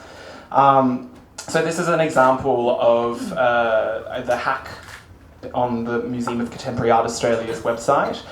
And currently we are revamping the hack, so it's less kind of glitchy. This was made on like £6,000, this whole website, and commissioning text and so on. It's really not that much money, and I think that we wanted to keep it DIY, but now it's grown to a stage where I'm on a stage in London talking about it. So I think that some extra support has been warranted. Yeah, thank you to the Australia Council for the Arts. Yes, it all comes back. And so this is the piece that would appear in place of the website. And it was made deliberately difficult for you to turn off the extensions, so you couldn't actually get back to the MCA website. But in the new reboot of the platform, we're going to make it a bit less hostile to the institution. This was very much a kind of a gesture, a deliberate gesture. When I began the project, I actually thought that I would be writing editorials every 2 weeks, but editing and commissioning long-form articles up to 5,000 words and doing that is just simply not feasible, plus also needing to make a living, and hence why I'm a curator. Perversely. But anyway, so this is an example of an editorial, Blowing Up the Train, one of 2 currently on the website. It's an editorial which kind of more so refines where the political stake of the project is. So when it began, it was about integrating critique into everyday uses of the internet. But however, the pitches that I was receiving from across the world were indulging in what I call a tabloid mentality of people wanting to just simply call out directors and curators and infrastructures just for the pure sake of it, which there is a time and place, sure, but I don't conceive of critique in those terms. I want to have a historically situated, research-oriented, rigorous understanding of what the site and the person is doing wrong, and not so much just leveraging the critique, but also offering different modes of imagining ways out. And so it's not just essays that we've commissioned, but also video works, poetry, kind of experimental graphs, other visual material, things that one might not necessarily consider criticism per se, but function through, I guess, the valence of criticism, if that makes sense. That's actually, so we're doing a redesign at the moment, and this is kind of, you're the first audience, I guess, can kind of see what it's going to look like. The kind of, no photos please. Oh God, Joan would kill me. But the premise that I give, the curatorial brief, I see a camera there. But the curatorial brief that I got, that I gave to the team was that we wanted to look at the citation and the fragment as a form of defiance. Very much this kind of Benjaminian idea that the citation and the kind of footnote is something which evinces a more kind of subtle and poetic I guess, resistance to the given structure at large. And so this is what they've come up with, and the first text that we're going to release is actually a play, a Brechtian play about interns in an institution. How much time do I have? I got a little bit more. A little bit more, okay. So for our purposes, intern refers to those not born. Oh, okay, well, I want to just sort of scaffold this, because I think this text is a really good kind of nexus point. But this begins, for our purposes, intern first, not born to the aristocracy, occupying any number of poorly paid or wholly unpaid positions in an institution, and it goes on talking about how the intern is a position within an institution that can also signal its defeat and its demise. And the play kind of goes into the mechanics between workers, interns, and also the curators, and how that distinction there all those distinctions might allow us to see like how we can undo an institution. So I commissioned Sanja Grosnitz, a writer from Berlin, to write this one-act Brechtian play about how the intern might actually undo the institution. So this is kind of a good signaling as to where we're going to go, which is to say that the text that will come on the platform will be more literary. We've gotten I guess, yeah, people in literature to come on board to guest edit, and those names that I can't share at the moment. But yes, so that's kind of where the direction of the project is going, and I guess to focus it back to the biennial structure and so on. I was working at Documenta 15 last year, which is also where I met John. And here is an event that Decolonial Hacker did with Le 18 Marrakesh, one of the Lumbung collectives. And this was an event that was staged towards the end of Documenta, I guess following or in response to the anti-Semitism allegations and the kind of political, particularly German political furor that was happening at the time. And the overarching question there was, I suppose, about how we can think about history and memory and how an institution like Documenta can claim a stake in the future whilst having a very inchoate understanding of their past, which is also to say that Germany hasn't quite contended with the Holocaust not being a singularity, but as something that has proliferated different forms of oppression elsewhere, which is a very controversial thing to say in Germany and will actually preclude you from many discussions and opportunities and so on, but I mean, that's the way it goes. And so the way that this program was built was that it was around a Moroccan artist, Ahmed Bouanani, who is a very revolutionary minded poet, a videographer, writer, and so on, and he was a director who was banished to the editing room of the Centre Cinématographique Marocain, which is the state propaganda agency in so-called post-colonial Morocco. But even there in the editing room, he was able to put together pastiche films that gave a totality of an understanding of Moroccan history in contradiction to what the CCM wanted, which was just this kind of no colonial history existed, we just focus on what happens now. This kind of, we can sever the past completely. But this film, Memoir 14, that we showed and we built the program around was a film that was originally 90 minutes long with all these different kinds of scenes and vignettes about Morocco's entire history, which was edited down to, I guess, 24 minutes or something by the director. But the cruelty of this and the poetic irony of this is that the director went to a lunch at King Hassan II's house, and upon being at the lunch, a group of insurgents stormed the place, gunned everyone down. King Hassan II survived, but the director did not. And so this film, Bouanani was able to sort of release finally, and it begins and ends with this very piercing refrain, which is, "Happy is he whose memory rests in peace." Is kind of like, I did it, and you won't be able to stop me. And so this is a way of thinking through for the Decolonial Hacker program about how we can narrate history, as in what conditions of iniquity subsist within a document, or like a film of Bouanani's, and what can we do to contextualize that within the mechanics of how Documenta was trying to silence or occlude different histories from coming to the front. And I guess I can finish there. Okay. So speed run.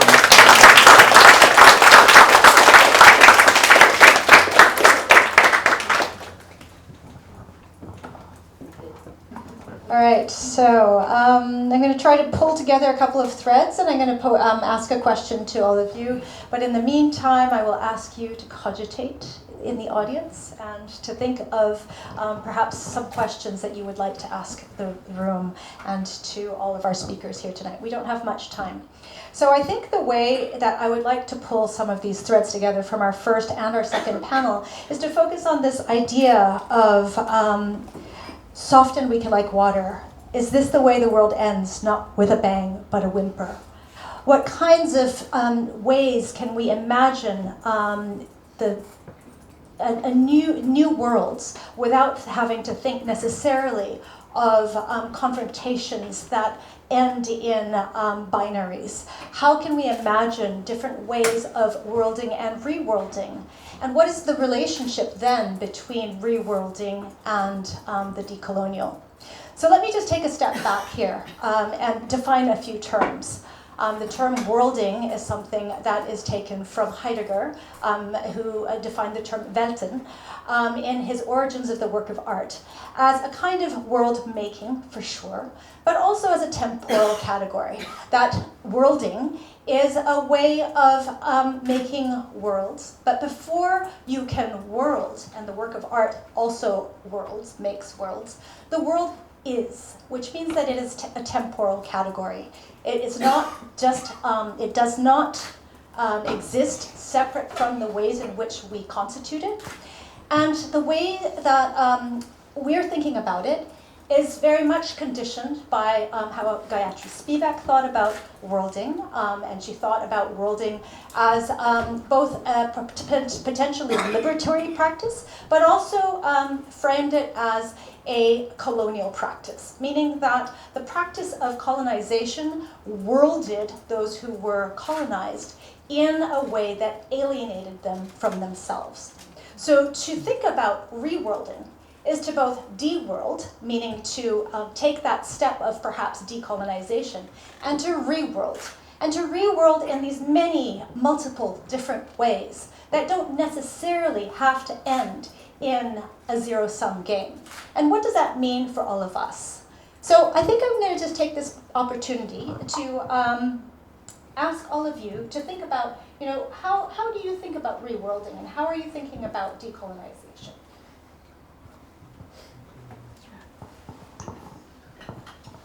Yeah, what I was sort of thinking a lot while creating the Gwangju Biennale was how to really make these differences as the conditions for many worlds.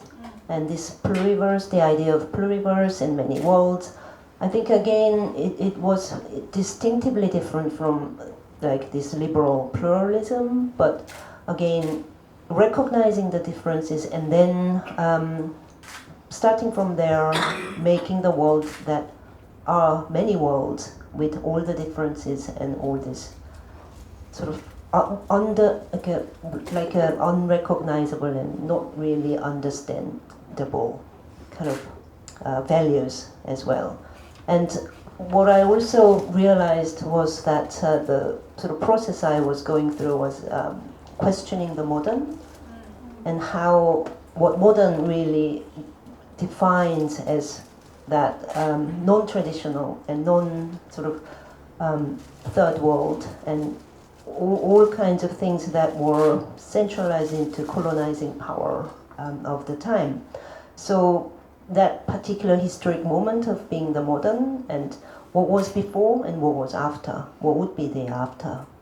So I guess that's not really an answer, but kind of the keep thinking with your thread of thoughts.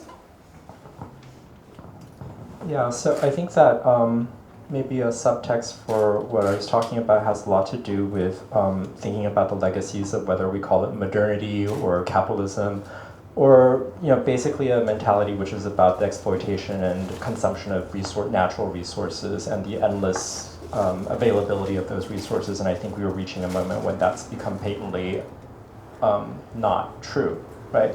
And so what do we do faced with that? And I think that part of this is thinking about what are other forms of relationship to natural resources to the world, and how do we imagine those futures without kind of imagining this idea of endless progress and this teleology of just endless modernization and endless consumption. And I think that this is where I think other forms of other epistemologies comes into play, and thinking about traditions that maybe have been discounted or disregarded or disqualified as sources for thinking about how we exist in the world. And it's become something which is I think very important. And I think this is where I feel like Lahore can not just be a place or kind of a showcase for other artists, but also can be a place where these conversations can take place for participants from across South and Southeast and East Asia. And so it's really kind of thinking about how Lahore can have agency also within that. Yeah. I guess through decolonial haka, what's being done is a building of solidarities between different contexts. So, there are pieces on the India's Ministry of Housing, and also to Medtronic, a medical industry that's based in the USA, and all these different kind of locations around the world, and trying to actually build a space or a kind of a digital ecology where different strands of I guess, utopian thinking, if one can use that term, can exist and subsist. But I guess I use utopian here with an asterisk, insofar as that a lot of my thinking insofar as, I guess, commissioning texts is that everything is from a point of, I guess, organized pessimism, to borrow from Nabil and Benjamin, that, there's actually more power and propensity and kind of understanding that we're at a position now where things are kind of irreconcilable and the problems that we're describing are structural. And so if we work from a point wherein we're trying to actually, I guess, understand that this kind of hope, that this liberal notion of hope that is around in the art world constantly, is not a place that we should dwell in too much, but rather take it from a point of a more productive pessimism, then I think actually things can actually proliferate and grow. And I think that's kind of the editorial kind of parameters that I'm working. I'm an optimist. But I think that we agree in a sense that, it can also be used for the same kind of critical engagement and fight. Anyways. Are there any questions from the floor?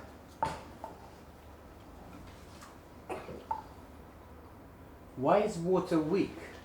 There we go. Weak is again, I think in English weak is quite negative, but it's not actually in the original Chinese. I don't know how to say it. Is there a Chinese person who can say? Chinese isn't really my language, but in Korean, translated Korean, it's also not so negative thing. Weak is not really bad. That's what I'm saying about the perspectives that are fundamentally different from, say, what's sort of British or European way of looking at these particular words. But I mean, obviously translation is impossible. But weak, somebody was actually suggesting to me to avoid the word weak and use something else, like maybe soft and something like tender. So, but it didn't quite look right. So again, with the limitation of translation, I also like the provocation of the weak becoming something a little bit positive than what it actually means in English. Flexible? I wonder if yin and yang might be a way of translating it in ways that people might understand without being too orientalist, I hope. Malleable and flexible might also be a good word, yes. So with that, be well, and we hope to see you again soon. Thank you for coming.